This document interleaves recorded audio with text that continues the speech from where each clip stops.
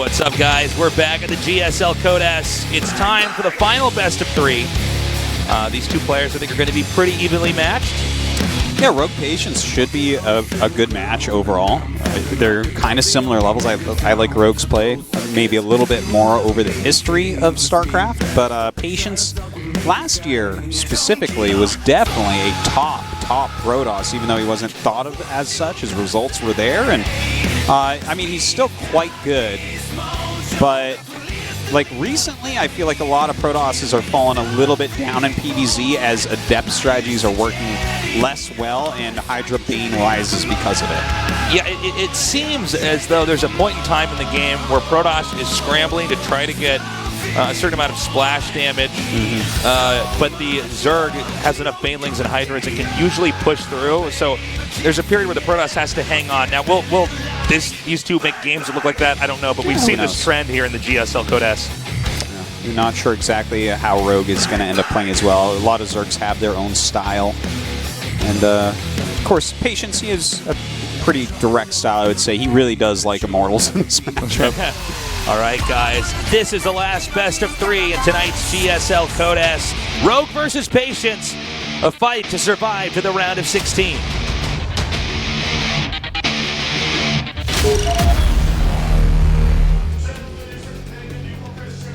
In the bottom right, in the blue, he is Jin Air Green Wings, Rogue.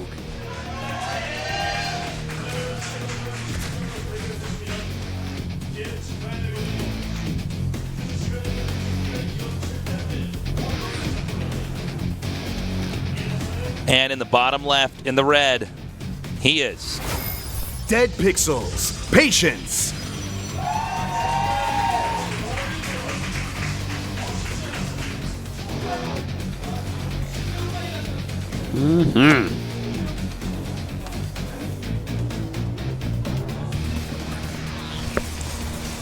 Artosis. What up? How you doing, buddy? I'm good. What's your favorite type of cheese?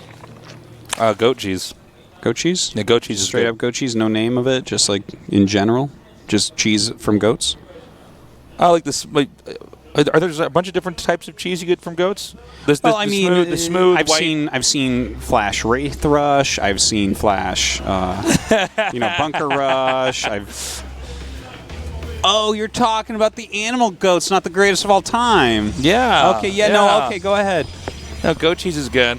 I should have just said Cannon Russian. Like, boom, right off the bat. Yeah.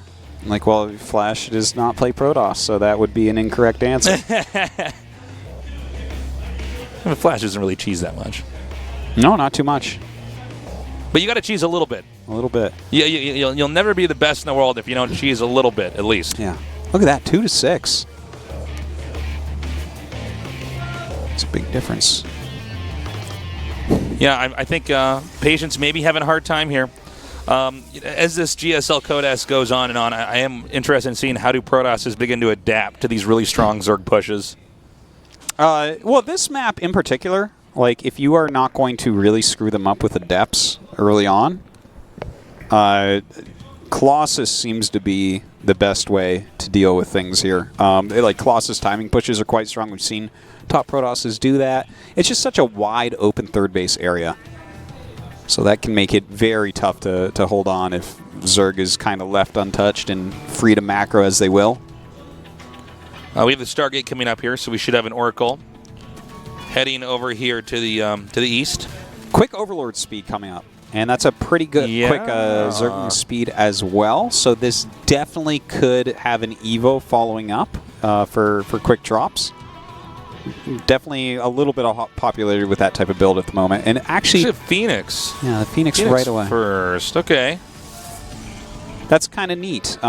This could just be, well, it obviously is to clear out Overlords very quickly. Drops are just popular in general right now in the matchup. Yeah, and if it is actually Rogue going for drops here, this could hard counter him pretty badly. So he's going to see right away with the Speed Overlord, the Phoenixes are coming in, that there is now an Oracle queued up. I'm very interested in the Phoenix first. Patience has been, kind of playing his own game so far in this, so far tonight. Like, the quick probe scouts now having a Phoenix before the Oracle. You just don't see that often. Yeah, I mean, I guess it's not really that bad. It's kind of like when you get that Viking out right away as Terran. Yeah, you just get out on the map and kill off some Overlords and try to keep them in the dark. I mean, the Oracle's good, but Zergs have gotten very good at dealing with it. I guess one of the questions we can ask ourselves is it always worth it to try to kill just a small number of drones, if that's all you do? Whereas with the Phoenix, you can at least get that out and be guaranteed to take out some Overlords and cause them to reposition. You're quite right. Remember, once upon a time, we didn't have Oracles, and Protosses were plenty happy just making Phoenixes. And then you can see that he takes a third base and gets the Oracle behind that, and really it's like a defensive Oracle, right? He gets this out, and then if a bunch of Lynx try to come in here and deny the third base, that's fine. He already had the Oracle just staying back there. And look at this! He just goes straight into double Robo. Yeah. And I think this is a really good build, Artosis. Yeah, I'm a fan of what I'm seeing. For this map, I think this is the best way to play. Yeah. Patience does this on most maps, just to throw that out there, but the double Robo is going to allow you to stop anything ground-based, and if you have flying units, you can keep scouting for Spire. Because that's the only thing that really wrecks it. You just keep checking. Oh, wow, isn't that funny? Yeah. He's tricked him into making these probes evacuate because he's expecting this to be some kind of a Baneling drop or something like that. So he'll probably come in through here. We'll probably see these workers pulled as well. A couple of Stalkers even warped in that he does not want to be making right now. So he might come back up through here and try to scare the workers again. His Overlord actually taking a lot of damage. Okay. Eventually it's got to go down, right? Look at this. This is so cool. It's a lot of lost mining time. I like it. I think it's really smart. Okay, Baneling Nest and Lair. He's getting +1 melee as well. The Hydralisk Den you got to expect coming up quickly. And I do like the Glaives a lot, going to that with the double Robo as well. You need something kind of to deal with, just the support units of Zerg, like dealing, because he should have a nice amount of force fields and stuff like that. Oh my god, Infestation Pit. Okay. But yeah, anyways, I do like the Glaives coming up. It allows you for the possibility to do a lot of damage. You have that double Robo. You're going to have the Immortals with it, some Sentries with it, and so those Adepts really can pay off. But with this Infestation Pit, I think that we're just going to see him go directly into some Swarm Hosts, which is really, really strong, especially on this map. It's really cool to see how these guys are trying to play around each other's play styles. And now that, Patience has safely gotten his third base up, he could start teching. The Gateway Explosion can continue, and he's already got 3 gates up. He's going to have 3 more finishing momentarily here. So, yeah, it's going to be 8 Swarm Hosts. It's back to Hell Muffins, Toast. Hell Muffin time. Need some fiber in your diet. Oh, my God. Oh. And Hell Muffins is a macro build, by the way. It is. Unlike cheese. That's right. Oh, this is a pretty good surround. Where's that War Prism at? That was... Cover me. Hey, he lives. Totally worth 3 force fields to save that unit. He doesn't know what Rogue is cooking in the oven. Well, what he's cooking is Hell Muffins. It's Hell Muffins, man. Oh, my God. Oh, hold on. He might not even need to go up to that because these Lings are going to come in here and tear apart so many of these probes. Yeah. Oh, no. Rogue is just destroying at the moment. Oh, he's going to get an upgrade. Look, he gets the Forge. This is so sick. Oh, my God. No. Oh, man. Oh, no. I can't even believe this. Oh. Those are the best Hell Muffins ever. Absolutely. Well, it depends. It depends on which race you play.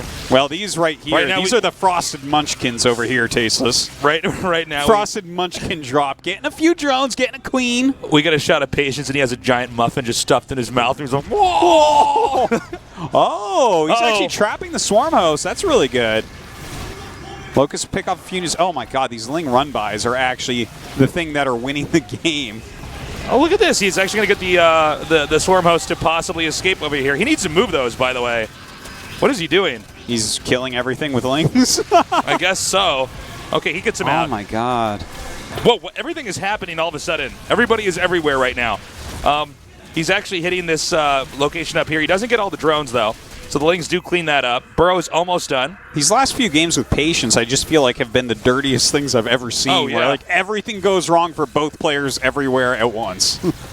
And normally I don't think of him as a player that forces those situations, but that has kind of been the way. Now he's going to push out here. The 4 Immortal on creep strategy. Countered only by lots of units. I guess the thing is that when you go for Swarm Host, it's kind of an odd position where the Swarm Hosts have to kind of evade everything and use these guerrilla tactics, and you are just on Lings, which means you can take certain fights in certain areas. For instance, an Archon tucked over here in this corner can take on a lot of Lings. Oh my god, and then the Locusts come up and just start to destroy you. He's got to run from these types of things. He's like sitting here fighting Locusts. You may as well just like walk through him, I guess.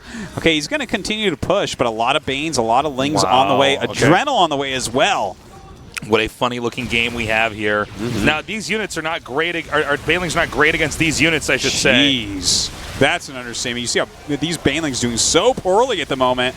But as it gets around everything, Lings can clean up Immortals so easily. Those Banelings spill through, hoping there's Marines in the background somewhere that they can connect with them. Unfortunately, it's just Immortals and Archons. Yeah. A few Zealots pop out now, What but is the this Locusts game? are here. Uh-oh. I kind of wish he had only sent out half the Locusts. Just the tiniest bit critical, right? Because you have to run against half the Locusts as well. Patience looks at those Hell Muffins and says, I'm on the Atkins diet. Comes in, completely annihilates them. Your hatchery smells like bacon. Well, I mean, that was a really good job by Patience to actually take out the third base. I'm not sure what specific role the Swarm Hosts are going to play from here on out. Look at this one Baneling Did guarding Banelings this just rock. kill those rocks? I don't even heard know. a Baneling explode. That is really weird if that's what he did. Baneling busts the rocks ASAP. Oh my god, he almost gets in once again. We've seen that a lot of times so far today. 4 more Storm Hosts and a Greater Spire on the way. Of course, Greater Spire, the ultimate counter to Immortals. Look at this. He's almost gotten the spawning pool. I think he could have done a little bit better back there. Don't mean to be too critical. Now, because it's in the middle of a tech switch here, he's trying to move around as much as possible, Patience is, to try to do these little harasses of his own. This is doing actually pretty well. The Archons being microed nicely, and enough Zerglings come up that these Zealots will be killed off. The drone's not really going to end up dying, but the Archons have found some sick value through the game. I guess not that time. Does not pick up there. Now, who wins this fight? Let's find out, guys. Ready? Okay, I guess that we know. Zealot does, because all these Locusts are going to die in a moment. That's true. Oh no, he died too. Okay, never mind. The Locust one. It was short-lived though, Tasteless. It was. But it was a life of passion. Well, that was crazy. He actually got the Nexus. It wasn't even a cancel. That was a straight kill. And now he's about to... These games are so dirty, man. Seriously. Now he's about to have a Broodlord. No matter how many Immortals you have, the Broodlord wins. That's Broodtosis. You only need one of them. And his friend Corruptless right next to him. Corruptless going to deal with this Warp Prism, hopefully.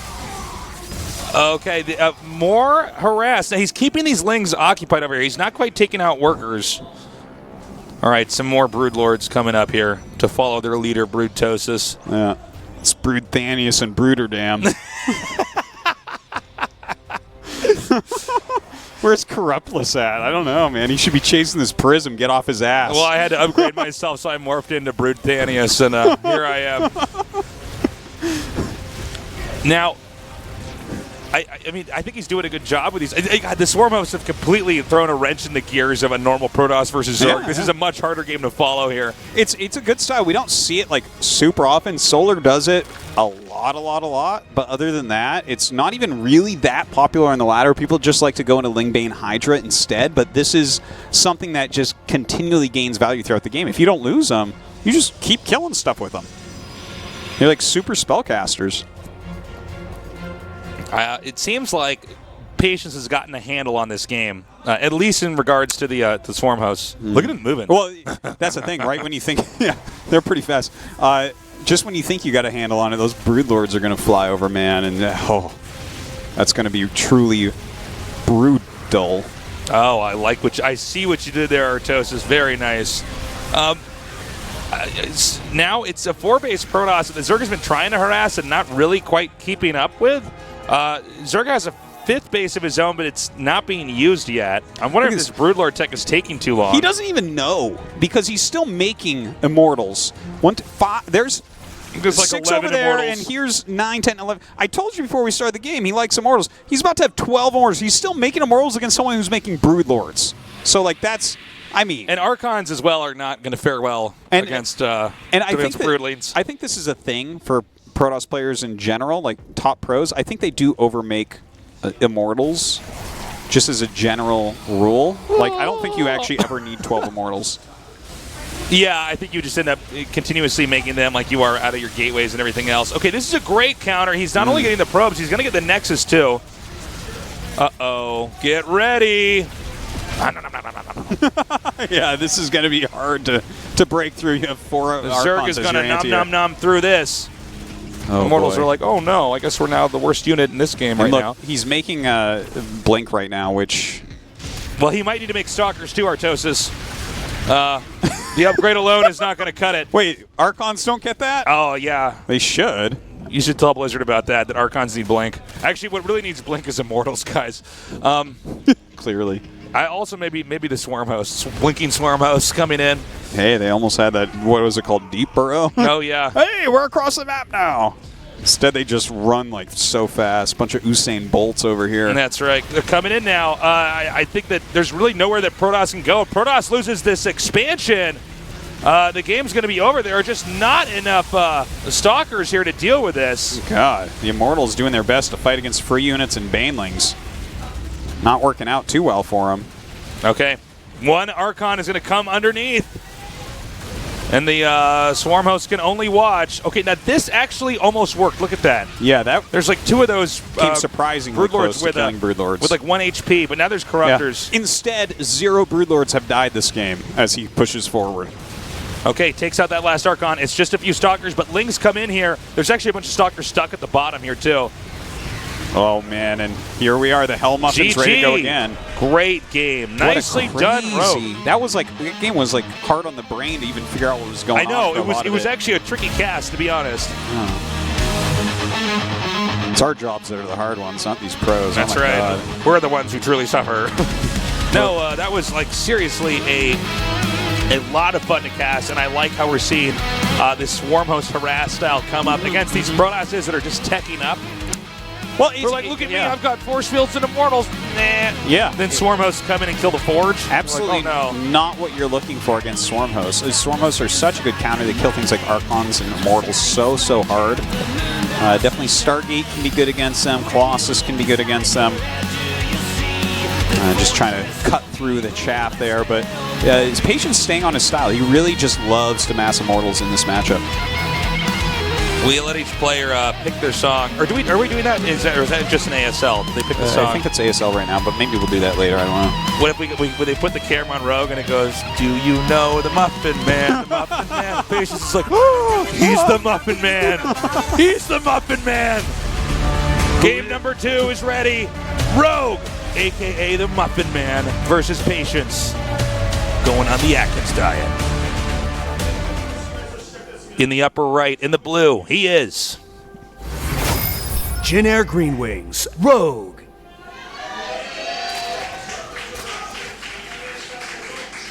Good muffin map, by the way, Proxima. That's right. Taking you to Muffin Town. In the bottom left, in the red, he is Dead Pixels, Patience. All maps are good for Immortals.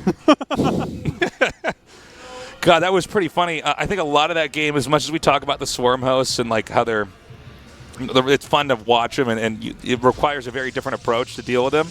I have to say that a lot of that game came down to the fact that there were 11 Immortals. Well, he just kept Against making it. Broodlords. He actually didn't scout what was occurring. Yeah. Which was definitely an issue. And of course, the Swarm Hosts were gaining value and stuff. But like, if you are caught off guard against Broodlords, this is like exactly what people want to do against people who make Immortals. If you're making a bunch of Immortals, Zerg wants to keep you busy while getting Broodlords because they counter it so hard. Immortals don't even pair well with units that kill Broodlords. It's kind of a weird thing in that regard, and definitely Patience did overmake the Immortals. Well, here's even another- if there weren't Broodlords, I'm like, oh, do you need But 12 of those? If I could expand off what you said there, if you look at that game, there was almost never a moment where it was really warranted to have that many Immortals at all. It was Lings and Swarmhouse. Yeah. And I mean, the thing is, and Immortals are good, and you have 2 Robos, so I'm like, okay, I get it. Like, I like Immortals too. They're really. But 11 Immortals, I mean, maybe if you're against a Terran that's only making Thors, I'm like, yeah, I guess that's fine. I guess you can win the game with this. But I think that there might have just been an excess in those units back there. I don't know, though. Let's see. At the end of the day, it did not work out for Patience, that's for sure. Broodlords just clearing everything. Looks like this game going to be going into some quick Adept harassment.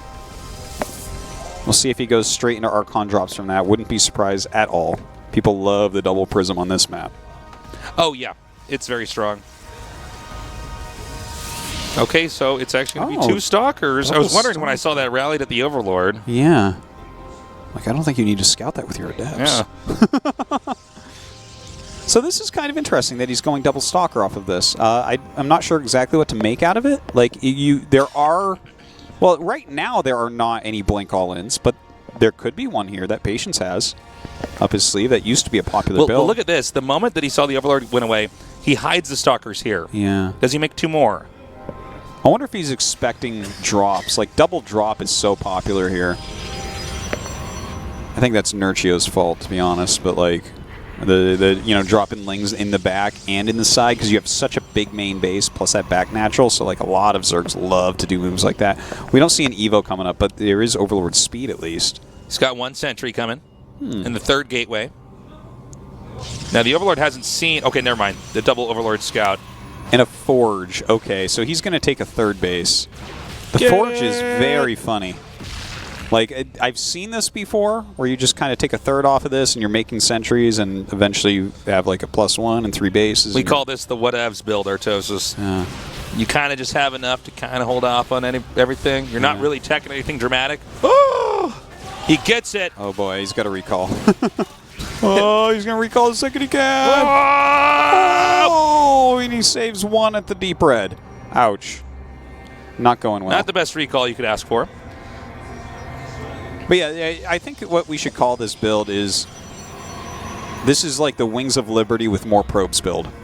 So you have like... Oh yeah, I guess it is like that with the 3 sentries here. And every time I've seen this build at the pro level, it has died terribly, but I am ready to see what Patience has with this. Yeah, that's actually a really good way to put it. Yeah. You're basically just trying to skirt out with the bare minimum to have 3 bases. Yeah, it's like you got sentries and you have an early Forge, and you're like, okay, and if I'm making an army that's good. Yeah, and if Zerg attacks into you kind of hold off everything. Yeah. Okay, Baneling Nest, Lair, Overlord with drop on the way doesn't necessarily mean that he will be dropping with it. Might just fake out his opponent. Decent scout coming up. Oh, he's going to go for a drop, Artie. Mm. Well, if you think about it, he killed off 1 Stalker. The other Stalker's low. These sentries are not going to be fast enough to get down here and deal with these Lings. So this could actually do a decent amount of damage. At the same time, he'll probably leave the sentries behind, send the Adepts back. Maybe these Lings then come in and drop over at the front. Oh, look at that. Ooh, sneaky well guy. placed. Oh, now he sees it. Does he, though? Yes. Yes, he does. Confirmed. Okay, well, this ended up not doing that much at all. No, not too much. But he's getting a macro hatch. Look at that creep spread right in the line. Just towing the line with creep that. spread with an agenda. He knows what he knows where he's going. Like, I don't think you need a tumor behind that gas, but okay. Okay, Infestation Pit, he does want to stay with that same Hell Muffin style, it looks like, Tasteless. Well, let's see how it works on this map. There's definitely some areas where you can tuck away the Hell Muffins and try to hit in an angle where the Protoss is going to have a hard time dealing with it. Well, let's also remember in the last game, he did end up going in there and getting not only the Forge, but the Templar Archives as well. Yeah, it was sick. It was, like, really, really good. Ooh, a Baneling drop coming up right now. Getting that already. Hell Muffins, engage. 7. 7 on the way. Lucky number 7. A Baker's 7. Baker's 7. Yep. And 7 is the most common number of Swarm hosts to roll. Wow. If you have 2 dice. And all the dots are Swarm hosts. Okay, now this time, remember, the last time it was a fake. He didn't have anything here. This time around, and this is where I love to see players adapting in a best of 3. Yeah. It's not, but there's always a chance that, Patience will call his bluff and be like, stop wasting my time. And then the banelings actually come out and kill the workers. Yeah, so. that's crazy. Especially if you fly in and out just like that. It's like, oh, maybe. Yeah, I don't know. Okay, he takes out this observer. Baneling speed is done. Double prism actually coming up right now. And it is time to see what these Swarm hosts can do. Of course, if they just go down to that gold base and launch, man, they can ravage the main base so quickly. Yeah, this is a pretty good outpost location. Yeah. Where you can really try to hit. Oh, look how close they are. Oh, my God. Here we go. Let's see what they actually want to target. Okay, he just kind of attack moved them, so they'll go after the pylon and just kill anything in their path. Look at that forge again. Oh, they're going for the Nexus. Doesn't really micro these too much there. Look at this. Oh!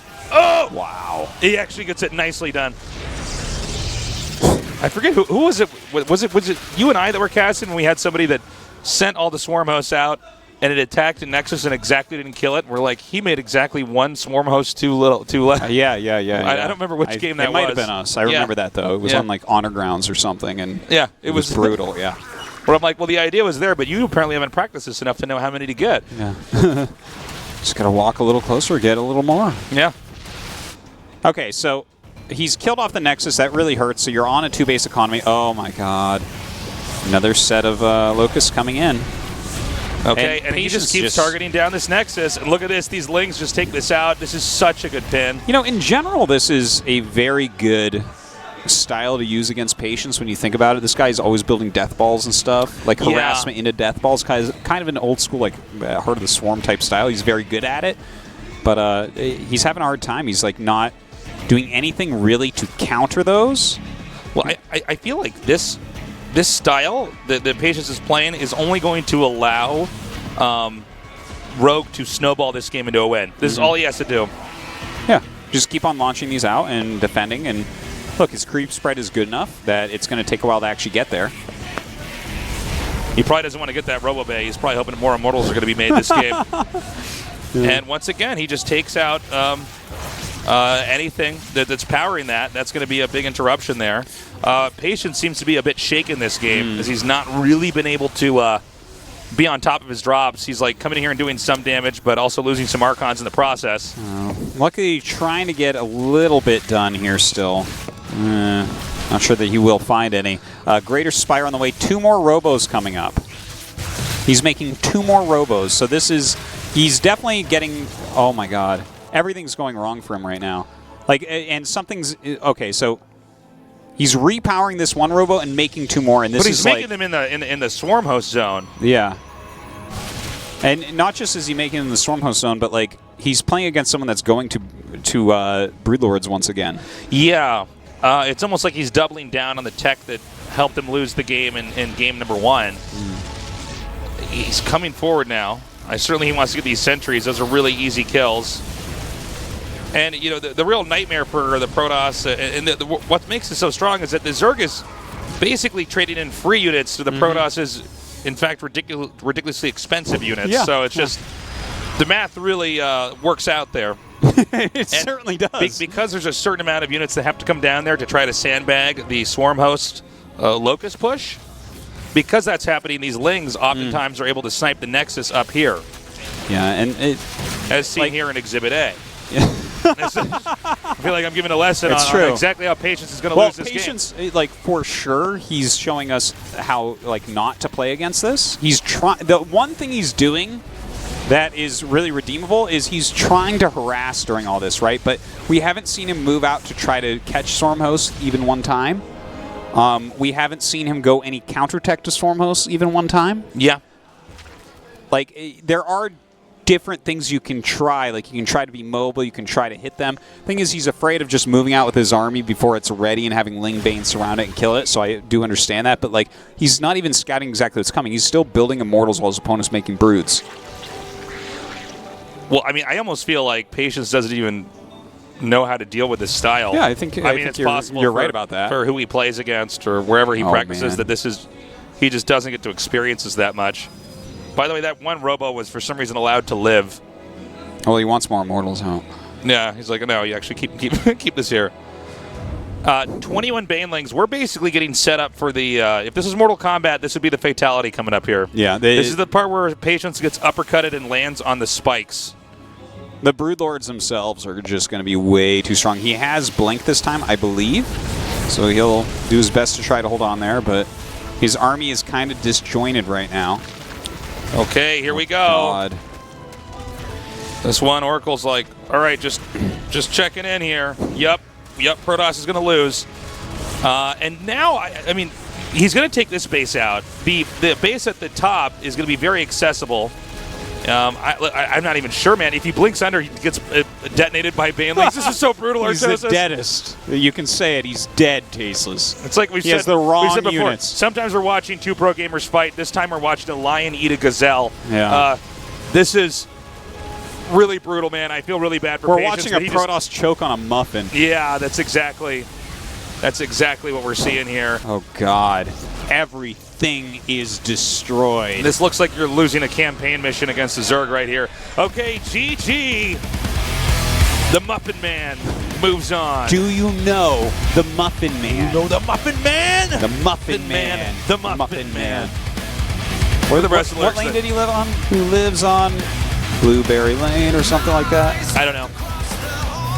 I didn't Who lives in Seoul, South Korea? Yeah.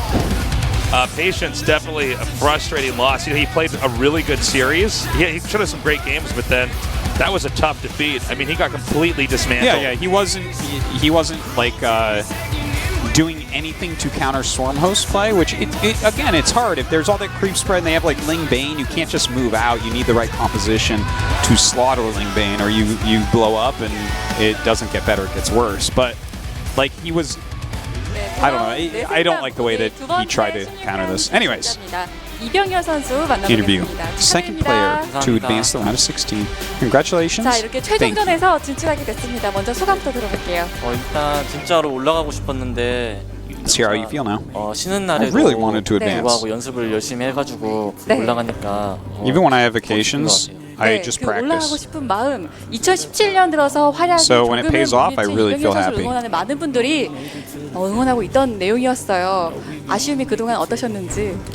일단 제가 연습을 Well, 열심히 you haven't shown really great performances offline lately, but there's still quite a few fans that support you. 네. 네, 열심히 연습하니까 그 결과가 나온 것 같아요. 네, 정말 멋진 결과 만들어냈습니다. 일단 I felt like I wasn't preparing enough before, so for these matches today, I prepared a lot harder. 확실히 You had a 토스전에 winner's match against TY, who's your close friend. How about that 네, one?